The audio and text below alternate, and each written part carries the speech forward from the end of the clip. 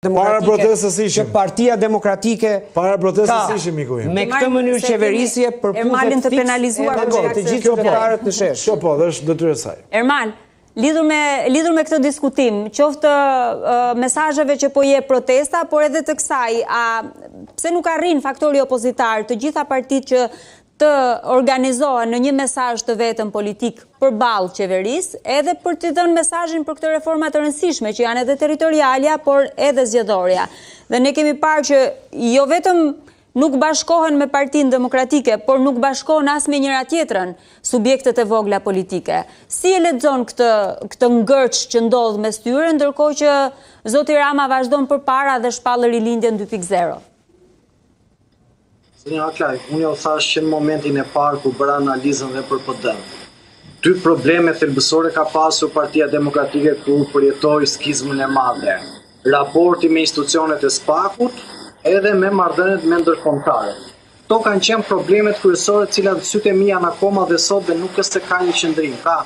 Kjo është një për arsye pse partitë apo partitë opozitare nuk përbashkohen bashkë dhe nuk gjejnë dot qëllimin sepse kanë kauza të ndryshme. Po pse nuk bashkon ato bashkë me njëra tjetrën? Po themi e lëm Partinë Demokratike për një moment dhe themi pse partitë e vogla nuk arrin të gjejnë këtë kohezion. Nëse do bashkoheshin edhe në zgjedhjet e kaluara, mund të kishin pasur një rezultat tjetër, pasi Arbëri përmendi çfarë ndodhi me vitin e kaluar, por edhe ajo e vitit të kaluar është një pasojë e ndryshimit të sistemit zgjedhor duke shmangur koalicionet e përbëra në mënyrë të njëanshme nga Partia Socialiste. Por të gjitha këto janë histori që ne kemi dëgjuar, i kemi diskutuar, analizuar. Sot jemi në momentin që kemi një protestë shumë të madhe, që refuzon Partinë Demokratike, që refuzon Partinë Socialiste, që her pas here ka treguar nervozizëm edhe me praninë e partive të tjera të vogla, dhe kemi edhe këto partitë e tjera të vogla që nuk e gjejnë kërkund veten me njëra tjetrën. Dhe gjithë kjo përçarje zërash, ndonse me 48 ditë protestë kundër qeverisë, nuk është se i ka ndikuar deri diku zotit Rama. Pra në afat ai ka arritur të menaxhojë efektin e protestës. Në thelb unë ja u përcaktova është një absurditet dhe më pas duhet kuptojmë edhe shprehjen e mbretit Zog që mbreti i mbretërve nuk bëhesh dot dhe secili prej aktorëve politik që janë partitë vogla mendojnë se ata duhet të jenë udhëheqësit e këtij ndryshimi. Në sytë e mi edhe e them me bindje të plot, rotacioni pa Partinë Demokratike nuk mund të ndodhi kurrë. Dhe këtë ta them me bindje maksimale. Këtë e din më mirë edhe vetë zoti Berisha. Në fakt dhe prandaj ria që qet aty dhe thot këta të vinë kur të vinë sepse unë jam njeri i cili kam një xhep votash. Por çfarë ndodh në këtë kontekst? Ne duhet kuptojmë shumë mirë që si mund ta ndihmoj, pra nëse ne flasim që apo e ndihmon Partia Demokratike protestën, unë mendoj që jo, sepse një prej lëvizjeve që mund ta ndihmonte protestën Partia Demokratike ishte sikur brenda në parlament vetë deputetët e Partisë Demokratike nisin një grevurie. Dhe duke qenë se Rama do ndodhej në krizë përballë kryeministrisë do të kishte protestuesit, edhe në parlament do të kishte vetë deputetët e Partisë Demokratike të cilët do të protestonin, atëherë ai do të reflektonte për një prej problemeve kryesore që ka sot Shqipëria, që është kodi zgjedhor.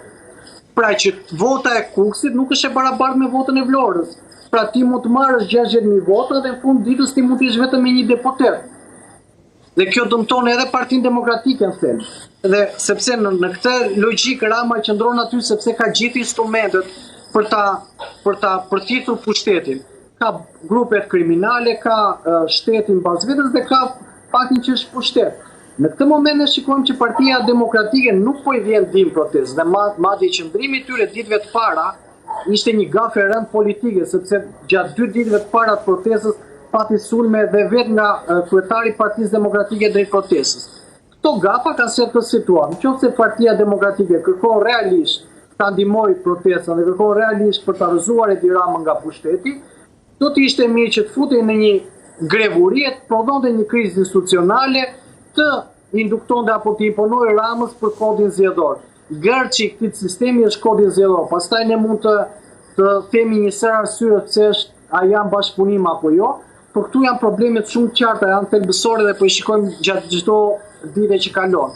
Kështu që Partia Demokratike, nëse nuk është e qartë në opinionin publik, deri në këto momente kemi parë që nuk ka një arsye sepse ajo nuk po lufton dhe nuk po sjell dot një ndryshim rrënjësor që opinioni publik t'i bashkohet. Dhe këtu, siç ai që është kryesori do të marri lavdin dhe pushtetin, ka dhe pasohet. Dhe pasohet në këtë moment mbi Partinë Demokratike dhe mbi zotin Berisha. Gryelc? Para për qenë sakt, nuk ka pasur asnjë sulm të kryetarit të Partisë Demokratike ndaj protestës. Sekretarit përgjithshëm, po. Dhe sekretari i përgjithshëm ka pasur me një pjesë të tyre, por të themi linja politike e partisë është nga kryetari i partisë dhe ka patur një mbështetje të pakushtëzuar, patjetër, mbase jo që ditën e parë, po të themi ditën e dytë apo të tretë, apo pas 2-3 ditësh që protesta krijoi dhe atë rutinën e vet. Shumë kolegë prej nesh ka qenë që ditën e dytë në protest dhe është mbështetur që në fillimet e veta nga Partia Demokratike dhe madje ka mbindjen absolute që shumica e pjesëmarrësve aty janë mbështetës të Partisë Demokratike, por përtej kësaj që mos ndajmë dhe të mos ngelemi te çfarë na ndan, por ngelemi te çfarë na bashkon. Mendoj që kushtet në cilat ne ndodhemi, patjetër mbase Partia Demokratike duhet të jetë edhe më aktive që të rrisë dhe presionin ndaj partisë në pushtet Partisë Socialiste. Që të mendojmë neve që Rama po reflekton, kam përshtypjen që do kemi keq kuptime vetveten mbi të gjitha. Rama maksimumi mund të vendoset në presion dhe të detyrohet për të lëshuar qoftë në aspektin e kodit, por dhe në aspektin e dorëheqjes. Që Rama t'i jap dorëheqjen ka nevojë edhe për më shumë presion. Është bojkoti që po ndodh presion? Ka edhe mosmarrëveshje me grupit parlamentar për shembull, cila është mënyra më e mirë. Kjo është një formë që shumica, me sa duket shumica e grupit parlamentar ka zgjedhur. Personalisht mbase do të isha për këtë. Madje mendoj që e kemi detyrim të dëgjohemi në parlament. Po mund të ketë dhe forma të ndryshme. Kam përshtypjen që tani është dhe fundi i sezonit parlamentar dhe besoj që e gjithë ridimensionimi apo rivendosja në pozicione lufte e Partisë Demokratike, sidomos në aspektin e debatit parlamentar apo e aksionit në parlament, do të fillojë në shtator. Mendoj që ka detyrim Partia Demokratike të bëj rolin e vet siç e ka bërë deri tani, po pse jo dhe të shoh dhe alternativa për të bërë edhe më shumë se kaq. Ndërkohë protesta është simbol i rezistencës dhe simbol i përqasjes të shoqërisë ndaj kryeministrit. Është një shoqëri që sot nuk e do më të qeveriset nga ky kryeministër. Është një shoqëri e cila mund të ketë edhe shumë të themi kritika edhe ndaj partive opozitare, por mbi të gjitha ai është akti politik dhe kërkesa zyrtare që kjo shoqëri ka sot është dorëheqja e kryeministrit, qeveri të themi tranzitore ose qeveri teknike në mënyrë që të garantohet zgjedhjet e lira e të ndershme. Produkti final në këtë është ajo që i ka munguar shoqërisë në këto 30 vite tranzicion, zgjedhje të lira dhe të ndershme. Ky është qëllimi kryesor. Arbri u përpoq të evidentonte një kontradikt më herët të fakti që Partia Demokratike bëri edhe protestat kombëtare, Partia Demokratike nuk e bojkotoi parlamentin, Partia Demokratike u fut edhe në komisionet e reformave që ajo i ka vetë të rëndësishme si territorialja dhe zgjedhorja, dhe sot që kemi fundin e këtyre diskutimeve të paktën për territoriale. Komisioni prap nuk është në janë shtyrë. Por zoti Mazniku bëri një veprim të njëanshëm gjithsesi për territorialen pas mosdakordsive. Dhe ndërkohë kemi bojkot dhe pritet të kalojnë edhe ligjet e integrimit për të cilat Komisioni Europian vetë, organizmat e kërkojnë vëmendjen. Dhe rezoluta që kanë miratuar me PS-n që nuk jeni as në protesta, domethënë duket sikur ka një lloj shturje, nëse mund ta themi kështu, asaj strategjie, paqërtësie, strategjie të Partisë Demokratike në misionin e saj, edhe për të qenë e besueshme, por edhe në kohezion me protestën. Shiko, unë do të thoja se për këtë duhem pyetur dhe të themi dhe tani po të kërkojmë ty po ajo, domethënë në mënyrë se unë e thash mendimin tim që personalisht do të mendoja që pjesëmarrja në parlament do të ishte e vlefshme, sidomos për qytetarët, sidomos dhe vetë për Partinë Demokratike. Nuk do të zgjidhja me njëherë bojkotin në këto momente, por kjo janë për të pyetur shumica e deputetëve e grupit parlamentar të cilët e kanë marrë këtë vendim.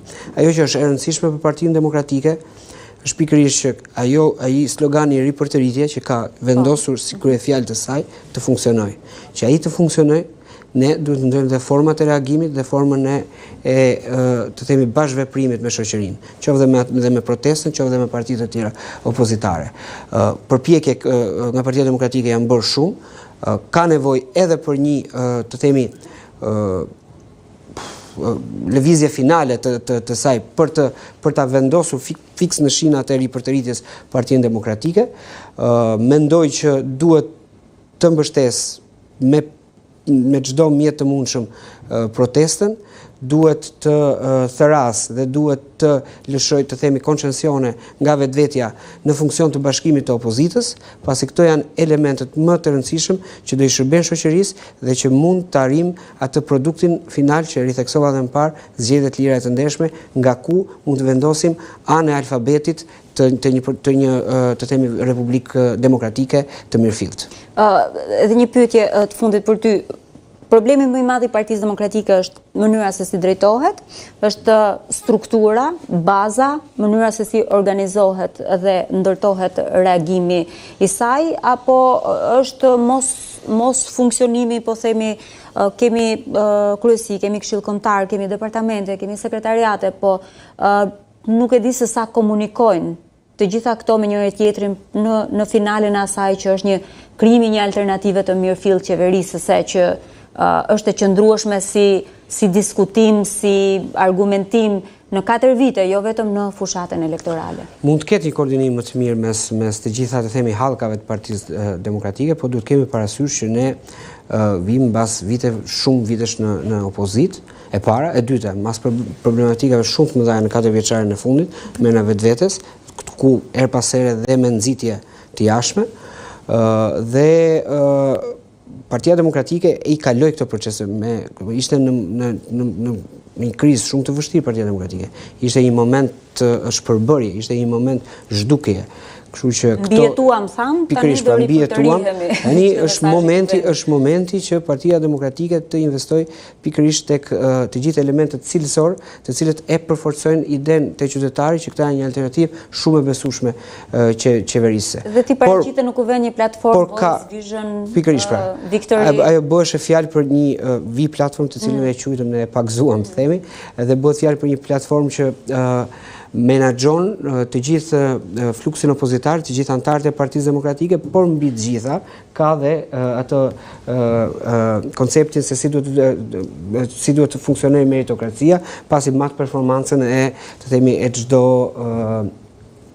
çdo deputeti apo si madhe performanca po ja u them unë për shembull, siç përdorin gjithë korporatat e mëdha, pasi të vendosin objektivat dhe objektivat të cilat janë të matshëm, të prekshëm, dhe më pas vlerësohet me sistem pikëzimi. Është kaq e thjeshtë dhe objektivat mund të jenë mbi rezultate zgjedhore, mbi funksione të caktuara në zone të caktuara, mbi të themi mbulim me antarësi ose me mbulim me